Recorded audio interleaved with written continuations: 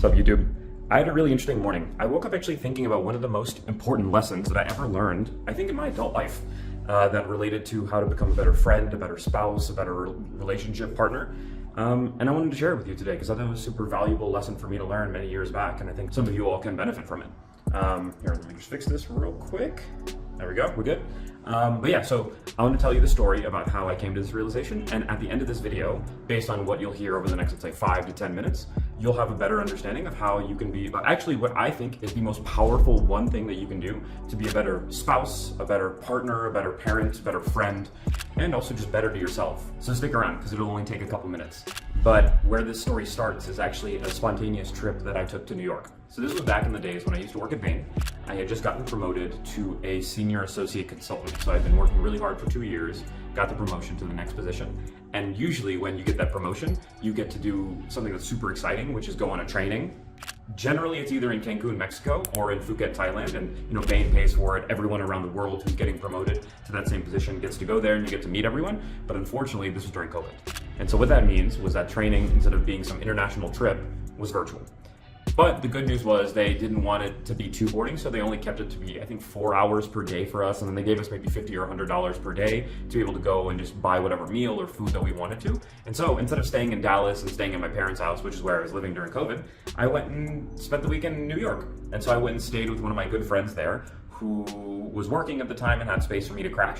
And so I remember, I think I landed on like Saturday or Sunday, but Monday was when the money started kicking in. And so after he's finished his work during that day, and I had obviously finished my training long earlier in the day, we went out for a walk. And I was like, hey man, let's go get some boba. And so we go get some boba, and something weird happens, which I didn't expect. And this connects to one of the lessons that I'm gonna share with you later in the video. But as I was going to pay, because obviously I had the money, I had I think $100 per day. And so obviously getting boba for the two of us was like $12 at the time or something ridiculous, but still way under the $100. I was like, yeah, obviously I'm gonna pay for us. And he's letting me stay at his place and all this kind of stuff. And so it was just a no-brainer for me. And he was like, hey, no, like, you don't have to cover me. Like, I don't need that. And I was like, what, bro? Like, what are you talking about? I literally have the $100. I'm not gonna spend it on myself. Like, what are you talking? Like, this makes no sense to me. And he's like, yeah, no, it's okay.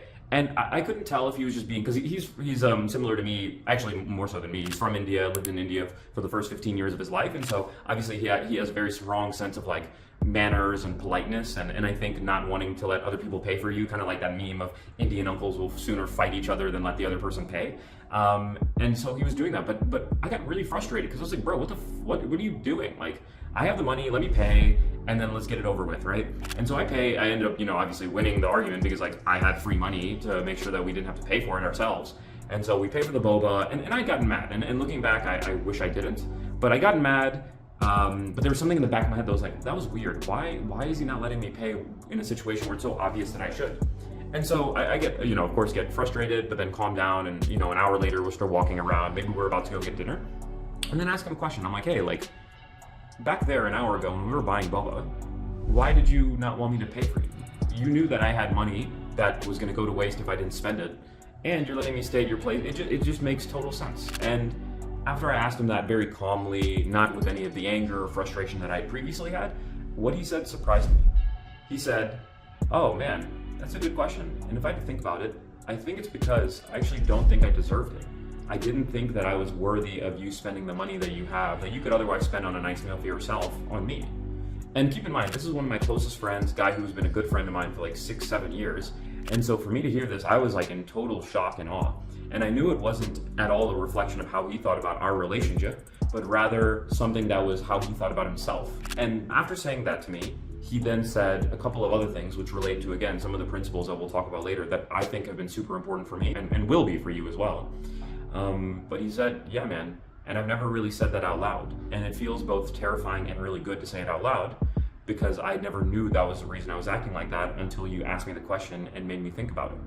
And I was like, holy crap, man, that is insane. And of course I reaffirmed to him, like, of course you deserve it. You're a good friend of mine. Like there's so many reasons you deserve it, but I'm more interested in the reason of why you think you don't deserve it, because that's not only just false, but I wonder where else it impacts your life.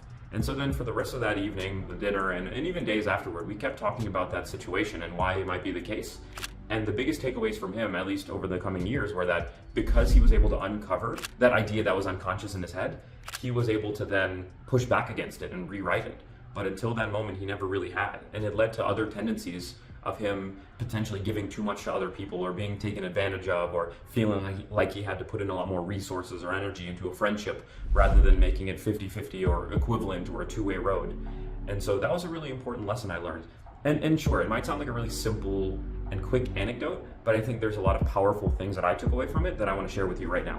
The first thing of which is that anecdote reinforced to me the importance of approaching things with curiosity. Prime example is when we were in that boba shop, I got really frustrated and I was mad and I didn't allow myself to understand or see the situation for what it was, which was my friend acting weirdly, probably for very valid reasons, but me just getting quickly frustrated and mad.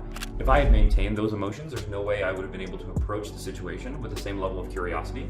And so I think as it comes to what I've done in the future, it's any situation where my friend might be acting weird or might be acting in a way that doesn't make sense or that I'm just befuddled by or I don't understand why, I try to approach it with curiosity, rather than approaching it with the frustration or the annoyance that I can oftentimes get. I think the other thing that I realized is a lot of us will be really easy, maybe you can categorize this as the second thing, a lot of us will be really quick as well then to approach these kinds of situations with curiosity for someone else. But then it made me think, how many times have I had an unconscious idea, the same way that my friend had, where he realized, oh man, I'm acting this way, and if I think about it and pause for a second, it's actually because I have this idea in my head, which I need to challenge and I need to uproot, but because he never approached it with curiosity, or maybe because he had never had somebody else ask him about it, he was never able to replace that idea in his head.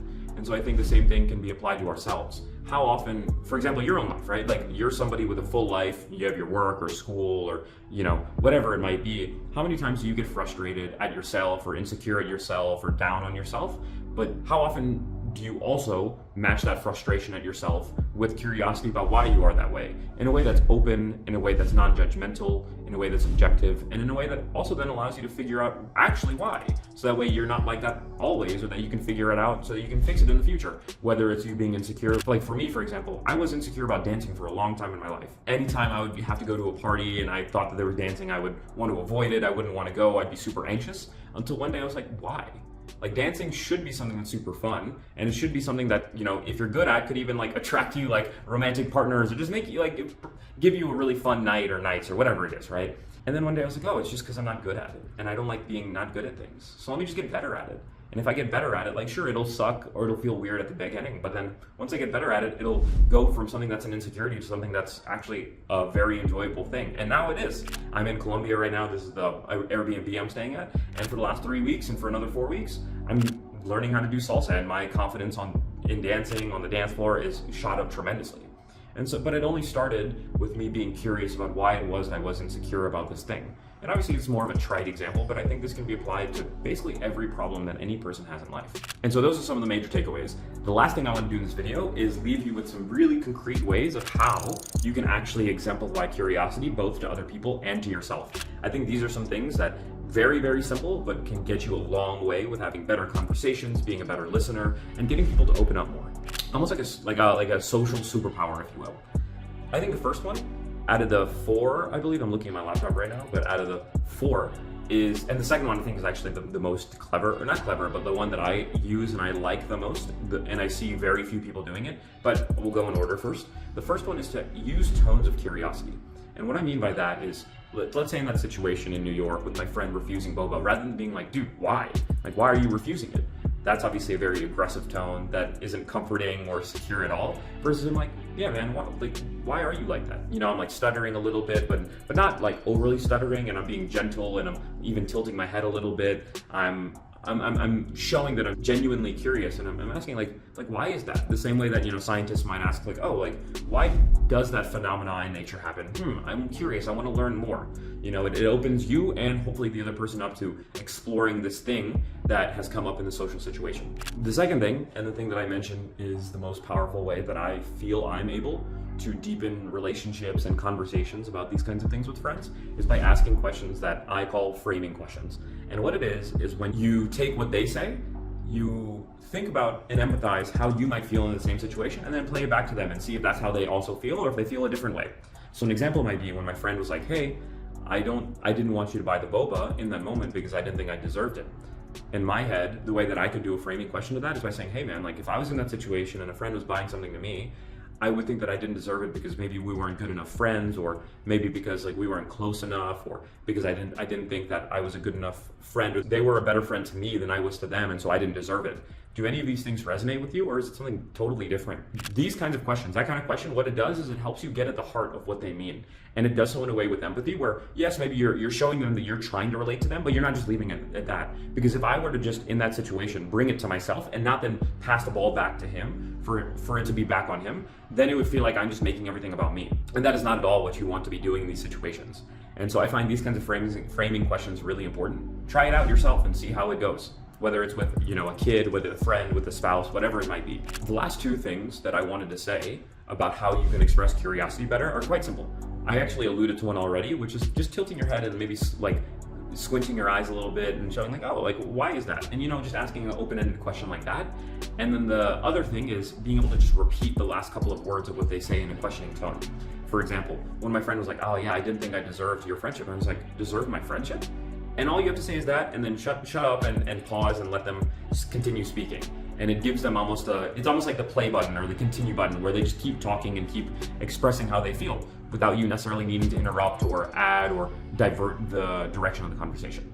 Now, the last thing I want to leave you with in this video, which is super important, is remember that you should also be doing all of these things with yourself. Applying curiosity, objectivity, and interest in another person is phenomenal and a must if you want to have lifelong relationships and just a life full of joy and positive relationships of all kind.